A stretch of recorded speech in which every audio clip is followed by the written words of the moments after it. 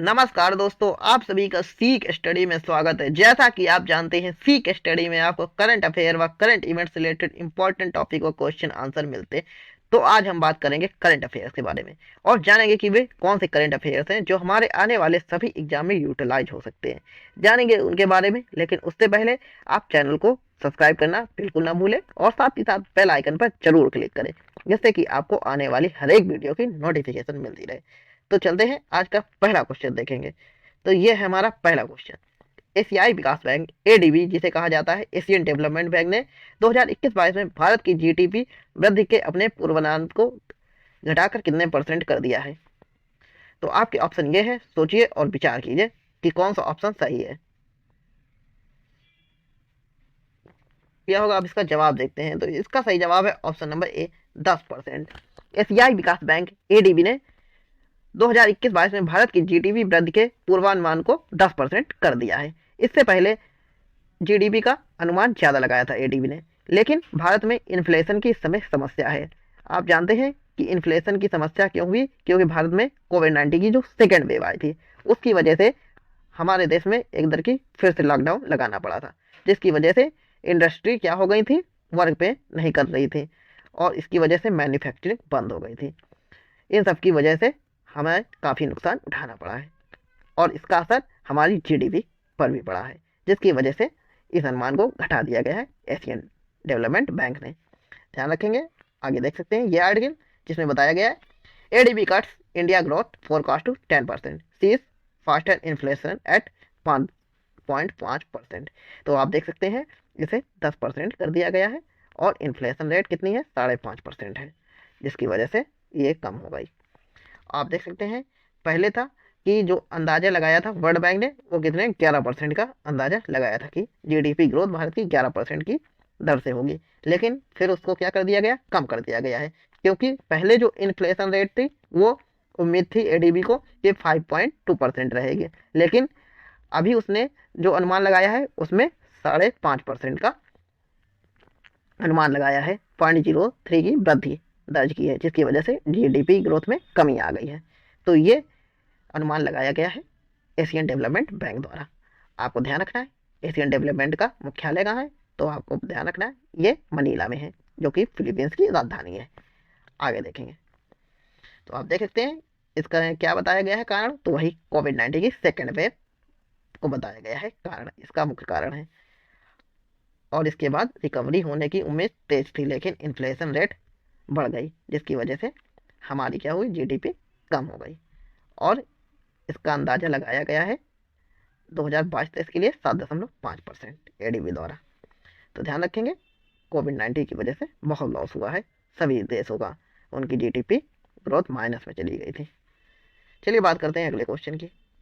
तो ये हमारा अगला क्वेश्चन, विश्व स्वास्थ्य संगठन के मुताबिक डेल्टा कोविड वेरिएंट अब तक कितने देशों में फैल चुका है। आपके ऑप्शन ये है, सोचिए और विचार कीजिए निम्नलिखित में से कौन सा ऑप्शन सही है। चलिए सोच लिया होगा आपने, अब इसका जवाब देखते हैं। तो इसका सही जवाब है ऑप्शन नंबर बी।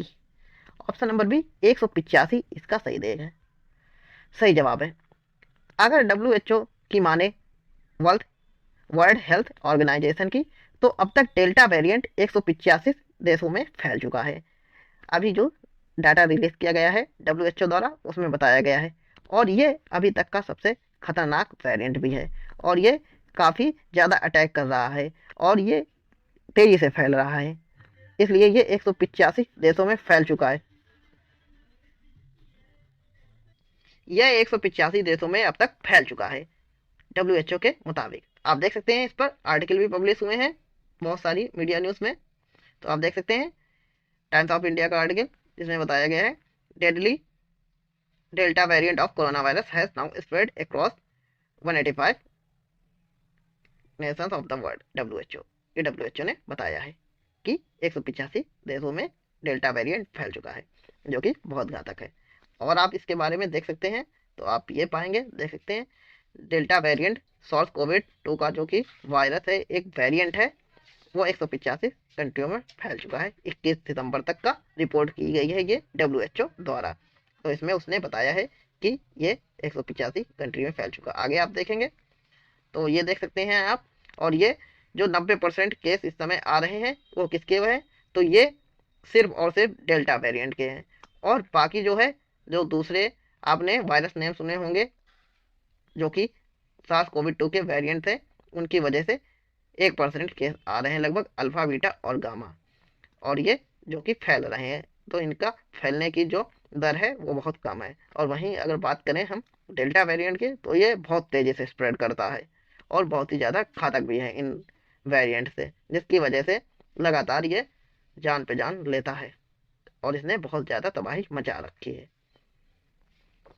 आप देख पाएंगे, आगे देख सकते हैं अगला क्वेश्चन। तो ये अगला क्वेश्चन है हमारा कि किस देश ने फाइजर के कोविड-19 रोधी टीकों की 1.4 करोड़ खुराक खरीदने और टीकाकरण काम में कार्यक्रम से संबंधित अन्य खर्चों के वित्त पोषण के लिए आईएमएफ से $10 करोड़ का कर्ज लेने का फैसला किया है। आपके ऑप्शन ये है, सोचिए और विचार कीजिए। चलिए, सोच लिया होगा आपने, अब इसका जवाब देखेंगे। तो इसका सही जवाब है, आप देखेंगे तो इसका सही जवाब है option number D, Sri Lanka. Sri Lanka इसका सही जवाब है। श्रीलंका ने हाल ही में फाइजर के कोविड-19 प्रतिरोधी जो टीके हैं उनकी 1.4 करोड़ खुराकें खरीदने के लिए $10 करोड़ का कर्ज लेने का फैसला किया है आईएमएफ से, क्योंकि इस समय श्रीलंका में जो है क्राइसिस चल रही है। इसी की वजह से वहाँ पर लगातार गवर्नमेंट पर प्रेशर पड़ रहा है कि जल्दी से जल्दी अपनी अपनी जो पब्लिक है उसका टीकाकरण किया जाए। और इसकी वजह से उसने ये फैसला लिया है कि आईएमएफ से $10 करोड़ का कर्ज लेगा और कोविड-19 के 1.4 करोड़ खुराक खरीदेगा और इससे वैक्सीनेशन प्रोग्राम को आगे बढ़ाया जाएगा। तो आप देख सकते हैं ये आर्टिकल द हिंदू का, जिसमें बताया गया है श्रीलंका सीक्स वर्ल्ड बैंक कोविड-19 लोन्स। तो श्रीलंका प्राप्त करेगा आईएमएफ से लोन। आगे आप देख सकते हैं तो ये क्यों लिया जा रहा है, तो आप देख सकते हैं $100 मिलियन का ये लोन मिलेगा। आप देख सकते हैं किस लिए, कोविड-19 की जो वैक्सीनेशन ड्राइव है उसको चलाने के लिए। और आप देख सकते हैं इसके बारे में अप्रूवल जल्दी ही मिल जाएगा आईएमएफ से, और ये 10 करोड़ का जो लोन लिया जा रहा है पास कर दिया जाएगा श्रीलंका के लिए। आगे देख सकते हैं आप, तो आगे आपका ये क्वेश्चन है, आप देख सकते हैं ये क्वेश्चन है, पढ़े हैं। अंतर्राष्ट्रीय सांकेतिक भाषा दिवस निम्नलिखित में से किस दिन मनाया जाता है। आपका क्वेश्चन ये है, सोचिए और विचार कीजिए कि निम्नलिखित में कौन सा ऑप्शन सही है। तो आप सोच सकते हैं इसका कौन सा जवाब सही है। तो देखिए इसका सही जवाब है ऑप्शन नंबर ए, 23 सितंबर। अंतर्राष्ट्रीय सांकेतिक भाषा दिवस किस दिन मनाया जाता है, तो ये 23 सितंबर को मनाया जाता है। ध्यान रखेंगे इसके बारे में। और ये क्यों मनाया जाता है, आप जानते होंगे कि सांकेतिक भाषा कौन सी भाषा होती है जो कि आप जानते होंगे व्यक्ति बोल नहीं पाते हैं, वो मुख्यतः इस भाषा का उपयोग करते हैं सांकेतिक, और इन्हीं में से आते हैं गूंगे और बहरे लोग। तो यही लोग इस भाषा का इस्तेमाल करते हैं, क्योंकि वो बोल तो सकते नहीं हैं और सुन नहीं सकते, जो उनको दूसरा कोई आवाज़ सुनाई नहीं देगी, तो उनके लिए सांकेतिक भाषा होती। इसी को देखते हुए इसे मनाया जाता है और ये 23 सितंबर को मनाया जाता है। आप देख सकेंगे ये आर्टिकल जिसमें बताया गया है international day of sign language occasion to support and protect the linguistics identity of all people. तो इसको क्या करना है, सपोर्ट करना है और प्रोटेक्ट करना है, क्योंकि अगर बात की जाए इस समय पूरे वर्ल्ड में लगभग 7 करोड़ लोग ऐसे हैं जो कि सुन नहीं सकते हैं या फिर बोल नहीं सकते हैं। तो आप समझ सकते हैं कितना बड़ा आंकड़ा है 7 करोड़ लोगों का, यूनाइटेड नेशंस का ऐसा कहना है। और इसी को देखते हुए इसे 2017 में एक रेजोल्यूशन पास किया गया यूनाइटेड नेशंस में, और उसके बाद इसे मनाया जाने लगा ताकि इन लोगों को भी क्या किया जा सके, प्रोटेक्ट किया जा सके और इन्हें सपोर्ट दिया जा सके। तो इसी वजह से आप देख पाएंगे इसे 23 सितंबर को प्रत्येक वर्ष मनाया जाता है, और साइन लैंग्वेज की इम्पोर्टेंस को बढ़ाने के लिए और लोगों को इसके बारे में अवेयर करने के लिए, क्योंकि ये मुख्यतः चैलेंज पीपुल होते हैं वही लोग इस्तेमाल करते हैं। और ये देख सकते हैं आप, इसे 2017 में इसे शामिल किया गया था मनाने का, और इसे 2017 से सेलिब्रेट किया जा रहा है लगातार,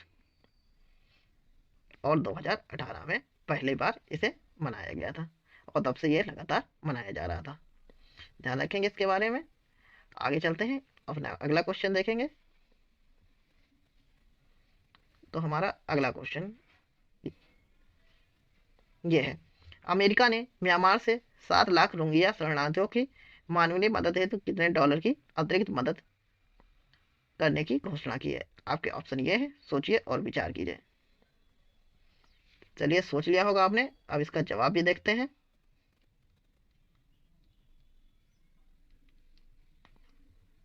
अब इसका जवाब देखते हैं। तो इसका सही जवाब है option number B. Option number B, 180 million dollar इसका सही जवाब होगा। अमेरिका ने हाल ही में म्यांमार से 7 लाख रोहिंग्या शरणार्थियों की मानवीय मदद हेतु 180 मिलियन डॉलर की सहायता प्रदान करने की घोषणा की है। तो आप ये आर्टिकल देख सकते हैं, जिसमें बताया गया है कि US announces $180 million humanitarian add for the Rohingya refugees. तो आपको पता लग रहा होगा कि यूएस ने 180 मिलियन डॉलर का मदद प्रदान करने का घोषणा की है। तो आप देख सकते हैं ये आर्टिकल, जिसमें बताया जा रहा है 180 मिलियन डॉलर 7 लाख रोहिंग्या रिफ्यूजियों के लिए है, जो कि म्यांमार से क्या हुए हैं, इधर उधर कई कंट्रियों में शिफ्ट हुए हैं। आप देख पाएंगे ये, और ये ह्यूमैनिटेरियन वर्क के लिए है। अगर बात करेंगे 2017 से अब तक यूएस ने कितने मदद की है, तो आप देख पाएंगे लगभग 1.5 बिलियन डॉलर की ये मदद हो चुकी है रोहिंग्या की। तो आप देख रहे हैं, ये देखिए 1.5 बिलियन डॉलर की मदद हो चुकी है 2017 से लेकर अब तक। और हाल ही में फिर से एक बार 180 मिलियन डॉलर की मदद प्रदान की जाएगी यूएसए की ओर से। और इस समय वर्तमान प्रेसिडेंट की बात की जाए तो ये हैं जो बाइडेन, और वाइस प्रेसिडेंट की बात की जाए अमेरिका की तो ये हैं कमला हैरिस। जो बाइडेन ने इसे जारी कर दिया है और जल्द ही यह मदद इनको मिलेगी, क्योंकि ये जो है वेरियस कंट्रियों में इधर उधर हैं, जैसे कि आप देख सकते हैं बर्मा में, जिसका नकीब म्यांमार कहते हैं, बांग्लादेश, और उस रीजन में जो होंगे उनके लिए ये मदद अनाउंस की गई है यूनाइटेड स्टेट्स की तरफ से। और जल्दी यह पास हो गई तो ये इसका पूरा मदद मिलेगी रोहिंग्या को। तो आपको समझ में आ गया होगा। आप चलते हैं आगे अगले क्वेश्चन में। तो हमारा अगला क्वेश्चन है ये, साल 2050 तक दुनिया का तीसरा सबसे बड़ा आयातक देश निम्न में कौन बन जाएगा। आपके ऑप्शन ये है, सोचिए और विचार कीजिए। चलिए, सोच लिया होगा आपने, अब इसका जवाब देखते हैं। तो इसका सही जवाब है option number C, Bharat. Bharat 2050 तक दुनिया का तीसरा सबसे बड़ा आयातक देश बन जाएगा, ऐसा बताया गया है। आप देख सकते हैं ये आर्टिकल, इसमें की बताया गया है India will be become third largest important by 2050 UK report. UK की रिपोर्ट में बताया गया है कि इंडिया थर्ड लार्जेस्ट इम्पोर्टर बन जाएगा 2050 तक। और अभी बात की जाए तो अभी कौन है, तो आप पाएंगे कि अभी है यूनाइटेड स्टेट्स, चाइना और ईयू यूरोपियन यूनियन प्रमुख, और इसके बाद भारत आ जाएगा 2050 तक इम्पोर्टर। अगर बात की जाए भारत की इस समय, तो आप देख सकते हैं ग्लोबल इंपोर्ट्स में इस समय अगर भारत की हिस्सेदारी की बात की जाए तो ये लगभग 2.8% है। और 2050 तक ऐसी उम्मीद जताई जा रही है कि ये लगभग 5.9% हो जाएगी ग्लोबल इंपोर्ट का इंडिया की हिस्सेदारी, जिसकी वजह से भारत को कौन सा स्थान मिल जाएगा, तीसरा मिल जाएगा, ऐसा अंदाजा लगाया गया है यूके की रिपोर्ट में। जिसकी वजह से ऐसी रिपोर्ट अभी हाल ही में जारी की गई थी, जिसमें बताया गया है कि 2050 तक भारत कौन सा तीसरा सबसे बड़ा इम्पोर्टर बन जाएगा। और इसका कारण क्यों है, क्योंकि भारत में लगातार आप जानते हैं बढ़ रही है आबादी, और यहाँ की आबादी बहुत ज़्यादा वर्क की डिमांड कर रही है, और लगातार इसका उपयोग किया जाएगा अच्छे से, तो हम जरूर ही 2050 तक इम्पोर्टर बन जाएंगे। क्योंकि हमें क्या करना पड़ेगा, अपनी पब्लिक के लिए बहुत सारी चीज़ें इंपोर्ट करनी पड़ेंगी, और हमारा मकसद भी एक्सपोर्ट पर भी ध्यान देने का होना चाहिए, क्योंकि इससे हमारा फ़ायदा होगा। तो आप समझ गए होंगे, ये थे आज के करंट अफेयर के क्वेश्चन। आपको ये कैसे लगे कमेंट्स करके जरूर बताएं। वीडियो को ज़्यादा से ज़्यादा शेयर करें, चैनल को ज़्यादा से ज़्यादा सब्सक्राइब करें। मिलते हैं नेक्स्ट वीडियो में। Thanks for watching.